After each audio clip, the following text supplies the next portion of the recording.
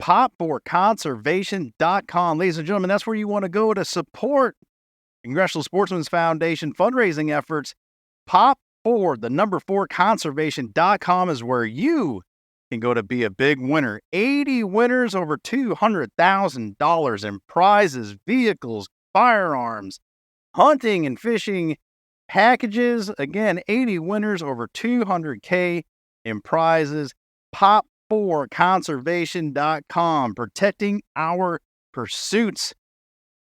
Pop4conservation.com. Go there today to enter. Welcome to the Sportsman's Voice Roundup, your weekly look at conservation and sporting community news happening across the nation and on the Hill. Thanks for tuning in. This is the TSV Roundup.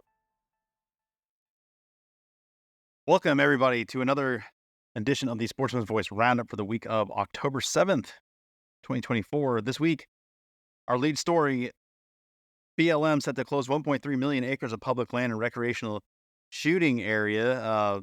Taylor Schmitz joins us here momentarily.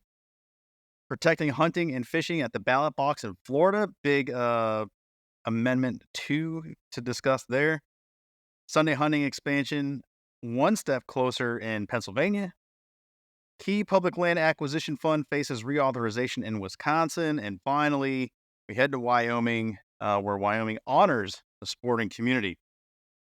Before we get to all those other stories, let us now check in with Taylor Schmitz. Stand by him.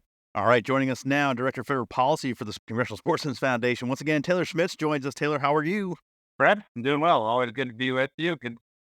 Great. Taylor, your lead article this week is dealing with what came down late last week, the closing of Bears Ears National Monument in Utah and cutting off access to 1.3 million acres.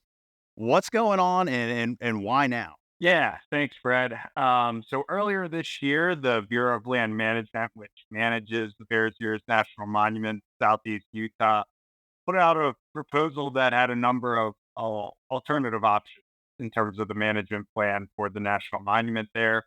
One of those was a complete closure and prohibition of recreational shooting within the 1.3 million acre national. Unfortunately, the BLM has selected to go that route and close the entire monument to recreational shooting, a highly popular and longstanding activity within the monument. The reason that this is coming about is because there's some interest and some pushes going on right now amongst various stakeholders to protect tribal and culturally and historically important pieces of the national monument. So that's where we're at right now. It is important to note that this preferred alternative or this alternative that's being selected does not undermine hunting. Hunting will still be allowed within the national, but recreational shooting in and of itself will be. The John Dingell Jr. Conservation Management and Recreational Act. How does this fit in? Because it seems like it sets criteria for what the Secretary of Department of Interior can close public access to public lands. How does this limitation on rec shooting areas and access to that, does it buck up against that? Is that where are we at is that act comes into play here? Yeah, that's a really great question, Fred. I think where we sit at CSF right now, we are certainly sitting there scratching our heads saying that this is very inconsistent with the Dingell Act. And the language in particular that's at question right now is one of the things that the Dingell Act did establish provision known as open unless closed. Essentially, it said that all federal land managed by the BLM, Fish and Wildlife Service, Forest Service, etc., is open unless closed. It established a process to go through for any closure.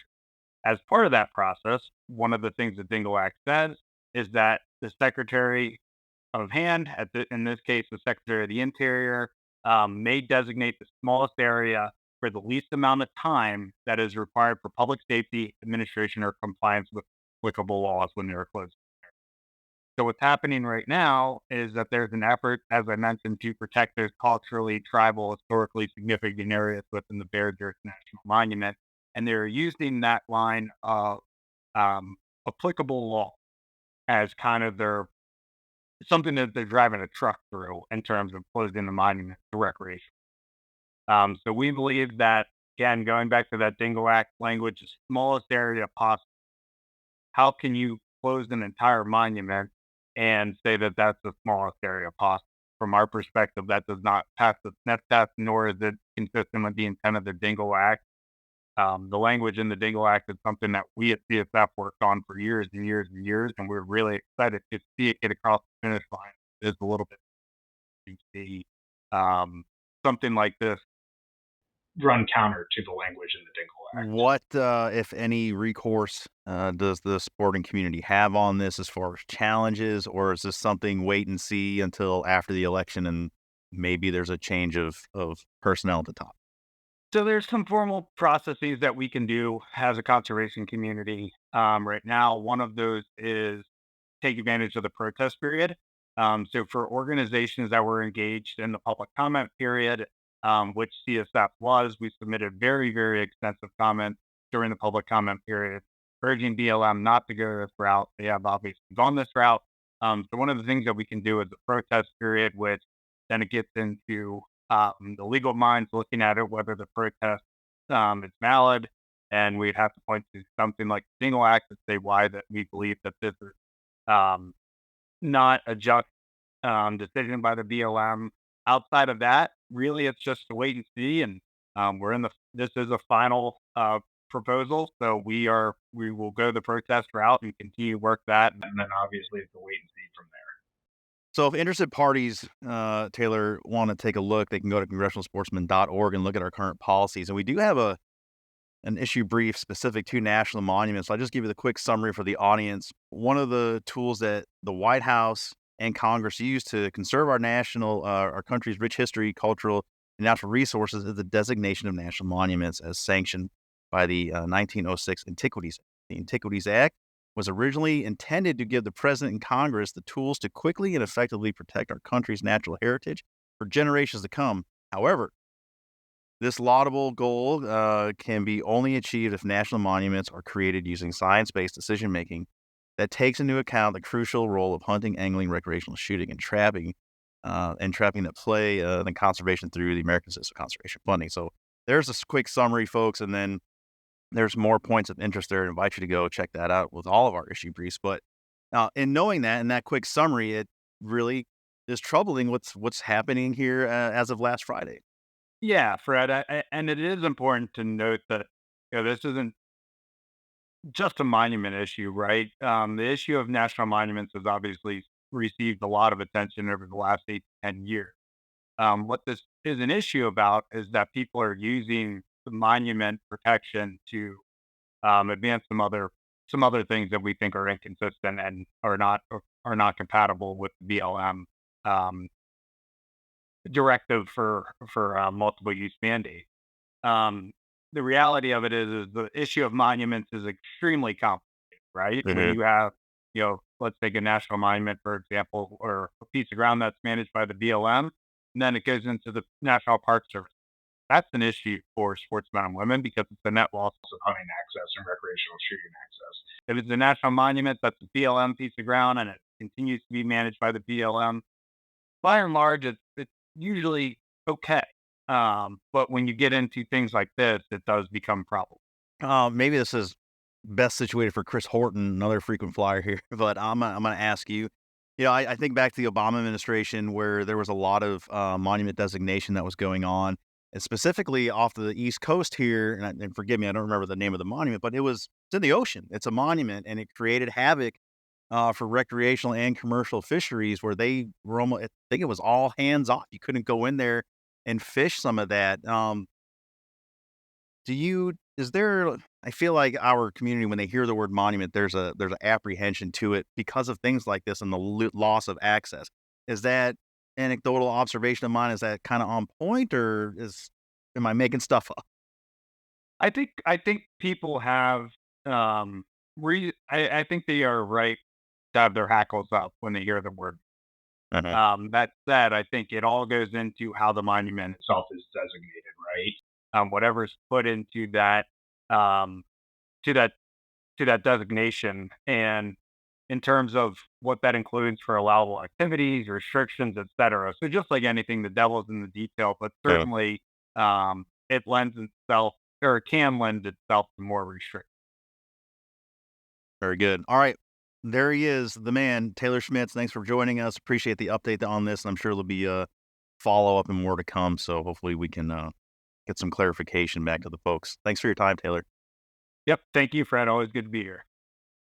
All right. Thanks again, Taylor, for your time. Thanks for the update there. Certainly more to come on that, more follow-up. So we'll bring that back to you, as we said, when Taylor is got an update for us. All right, Florida. First of all, our prayers, our good vibes, everything is with Florida right now. As this podcast drops, Milton is likely on its way or landfalling the west coast of Florida. So we're with you, Florida, our friends in Florida, and we're certainly thinking about you in this crazy weather time. To the article we go. This from Mark Lance. The passage of Amendment 2, the proposed right to hunt and fish and harvest wildlife constitutional amendment in Florida on November 5th would not only ensure the protection of our shared time-honored traditions of hunting, fishing from unnecessary limitations or outright bans, but also the continuation of conservation funding through the American System of Conservation Funding. The funding, which is over $90 million in 2023 of Florida, benefits not only game species, but the opportunities they provide for sportsmen and women, but also non-game species and the public at large. Highlights here from Mark. Amendment 2, which was introduced to the legislature's House Joint Resolution 1157 and championed by Florida Legislative Sportsmen's Caucus member Representative Lauren Mello, placed the right to hunt and fish constitutional amendment on the ballot for Florida voters to consider on Election Day.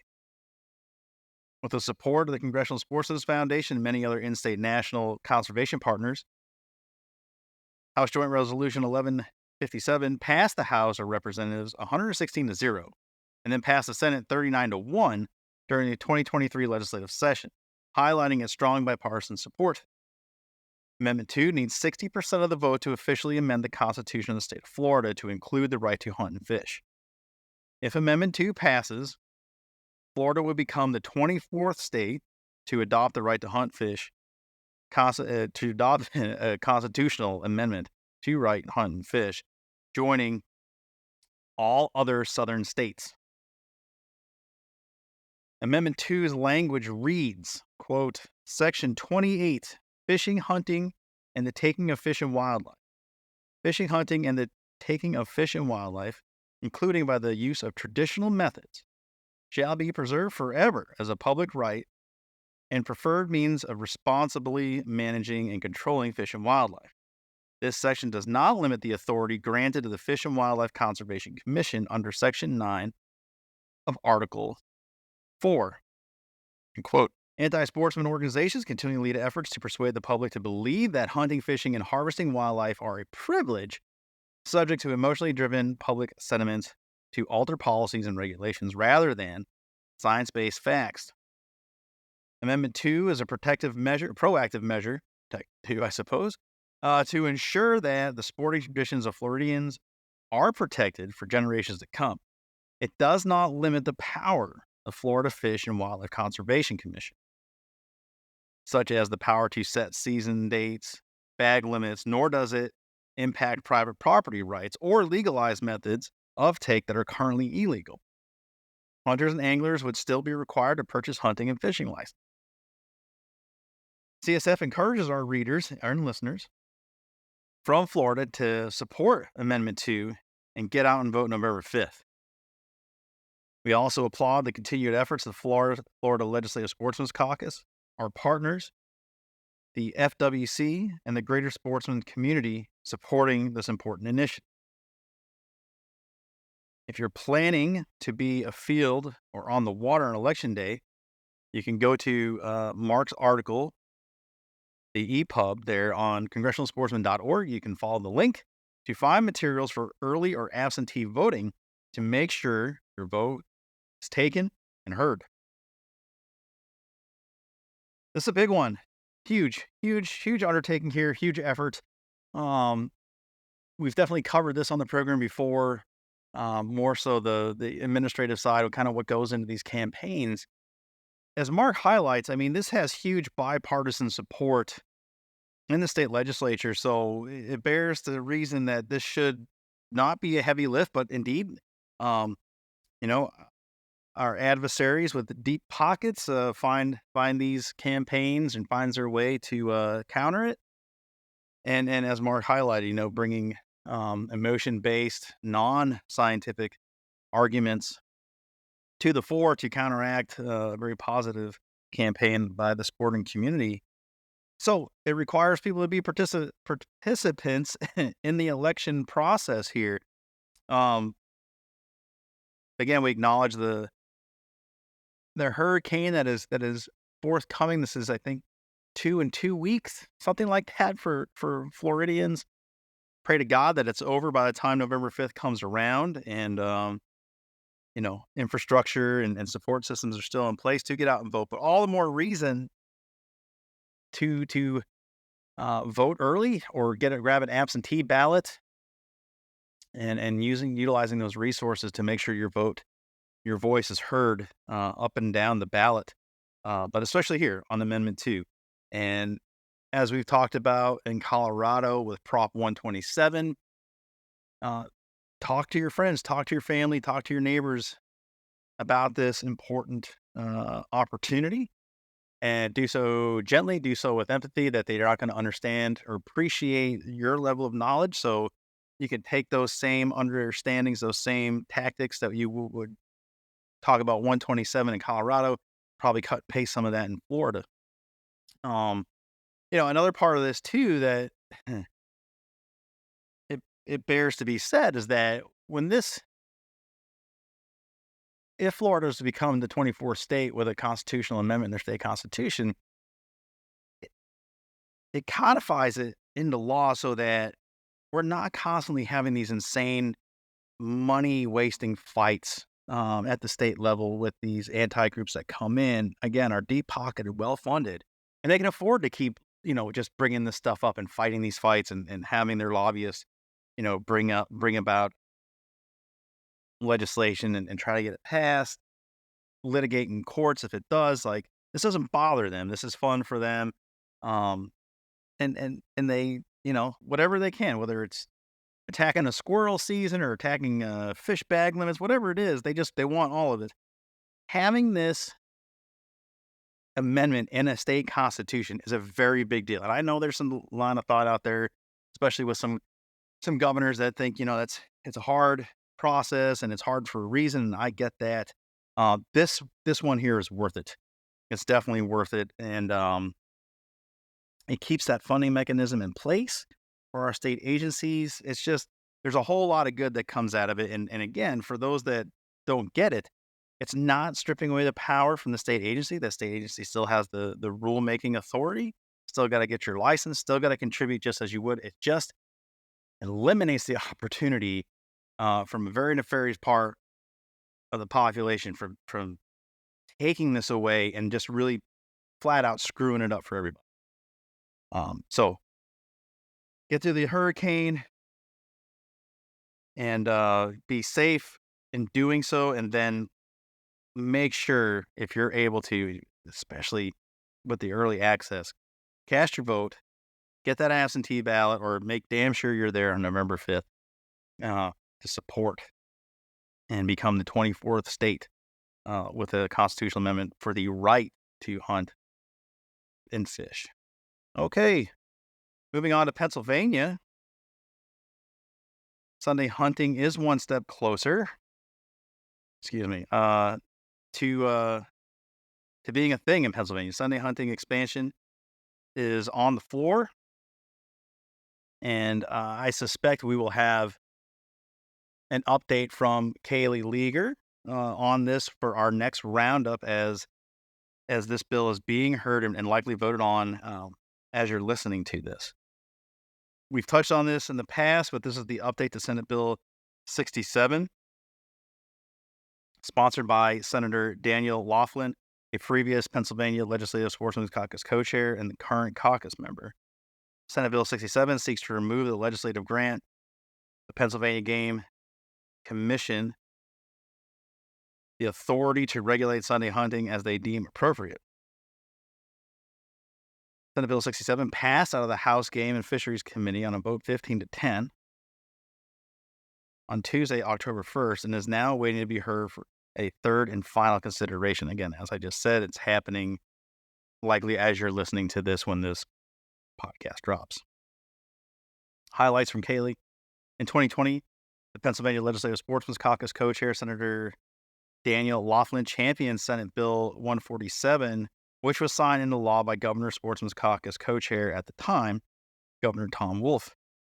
Senate Bill 147 allowed Pennsylvania Game Commission to authorize 1 day of deer hunting on Sundays during the archery season, 1 day of deer hunting during the firearms season, and 1 day left to the discretion of the PGC for species determined by them, which through rulemaking was selected to be bear hunting during the bear firearms season.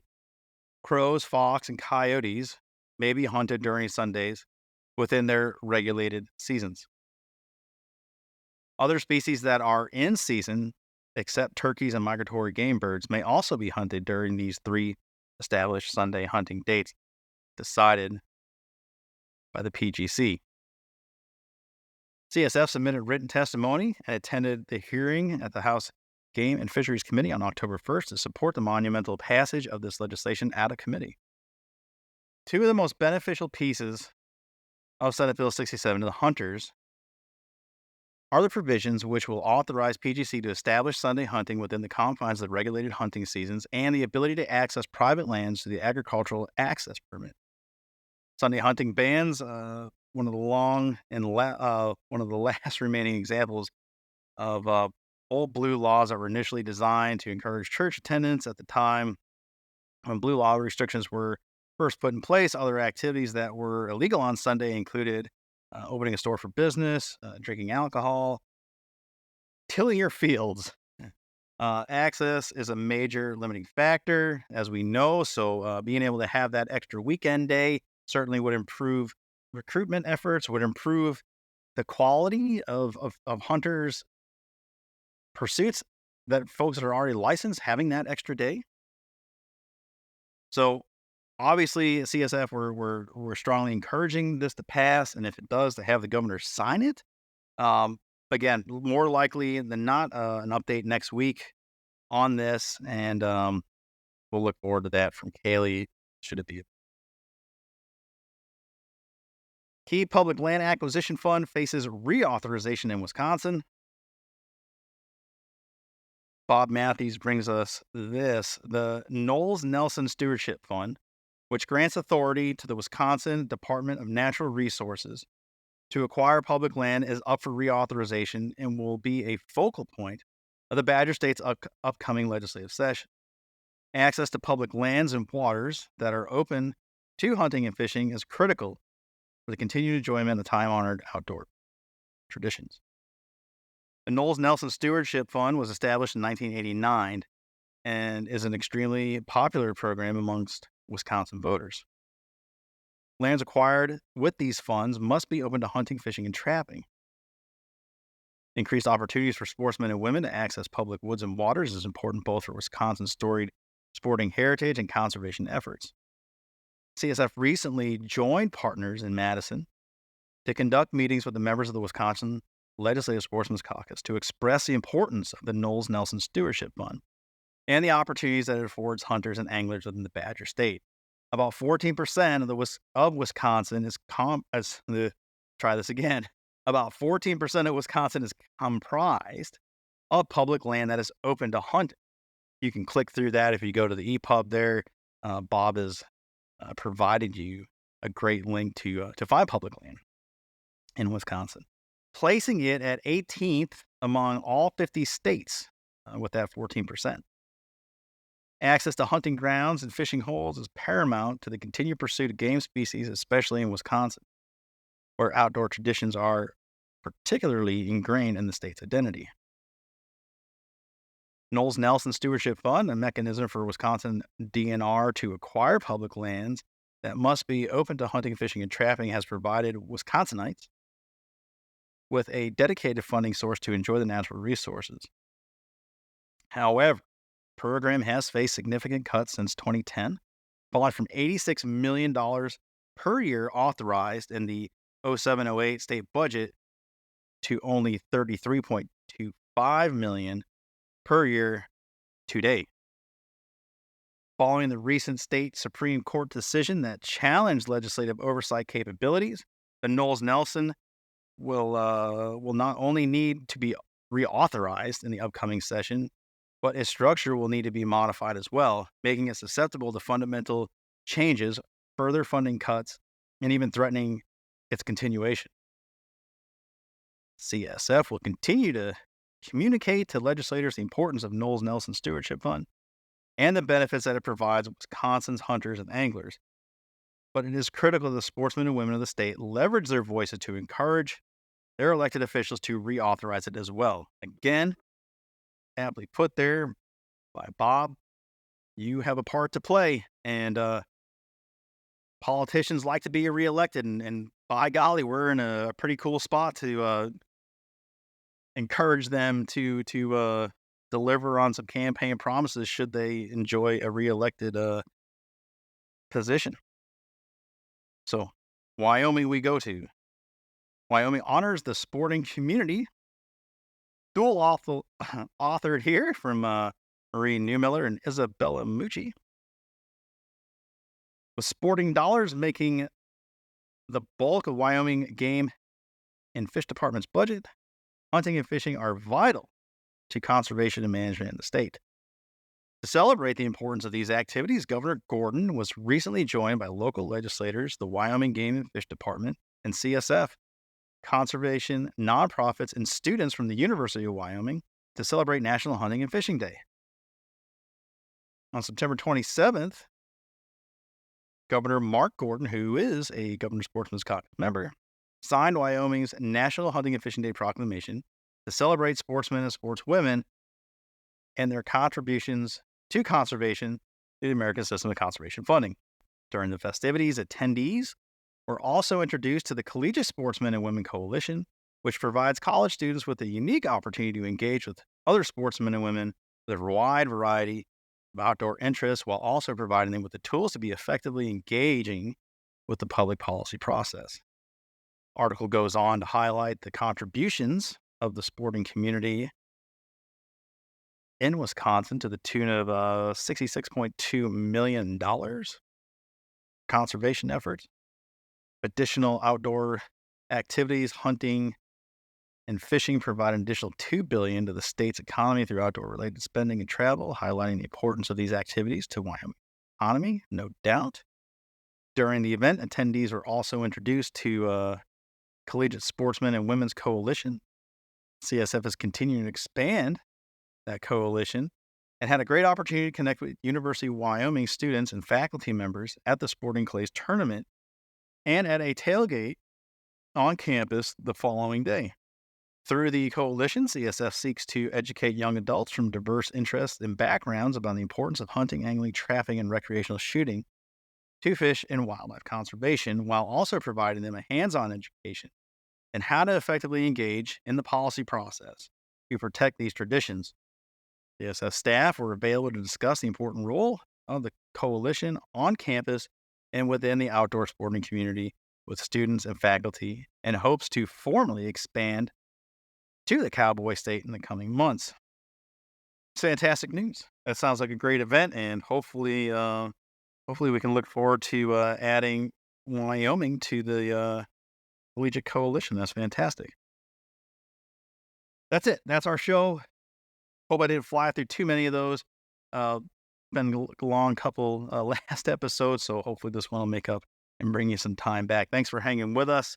Again, likely a few updates here next week. Stand by for that. I invite you to tune in. We have a two-part feature podcast this week. Part one will drop on Thursday, tomorrow, and part two on Friday. So 2 feature presentations coming to you while we were in DC for our annual banquet. We took advantage of the time and we're able to do a couple episodes here, one focusing on wildlife corridors legislation as well as the tax stamp bill, Congressman Moore. So you're going to hear both of those. You kind of got to update a little bit back with Taylor when we covered the testimony that was given there in committee, and here's some of the stuff around it. Again, Congressman Moore on the tax stamp. Brandon Maddox will join us again. Corey Mason, new CEO of Wild Sheep, joining us for corridors. Congresswoman Debbie Dingell for corridors, and more. So a couple of great opportunities to get spun up on those two bills on the Hill. Two great bipartisan bills that should move forward in the process that have huge benefits for conservation and the public at large. But again, tune in for those and learn more. The ongoing raffle, Pop 4 Conservation, POP, the number 4, conservation.com. Get in there. Get your tickets. A lot of cool stuff. Tons of prizes and a lot of winners. So you got some pretty good odds. That's it. That's going to do it. Thanks for tuning in and being a part of this here program. Continue to share along your circles. Share it with your circles, and let folks know we're out here doing this thing and providing good information for them, especially you folks that actually have some pretty big votes on your plate, and you're going to need some help and convincing neighbors to look out for these opportunities when they go to vote. No doubt they're going to be somewhere amongst a whole bunch of others. So, number 2 in Florida, 127 in Colorado. Highlight those numbers, vote accordingly. That's it. We'll see you guys next week. Florida, we're with you. Hang in there. That's all I can say about it. You guys batten down the hatches, man. It's about to get sporty. See you on the other side of that. Prayers and thoughts with you. All right, guys. We'll see you next week. Thanks. Thanks for joining us on this edition of the Sportsman's Voice podcast. Ladies and gentlemen, your support is crucial, and you can help us out right now by leaving a review, filling in those 5 stars where available, sharing this episode with friends and family, and engaging with us socially. CSF can be found on Facebook, Instagram, and X, formerly known as Twitter. Together, we can protect the outdoor sports we love and continue to keep you informed wherever you are. That's it for this week. Until next time, we'll see you later.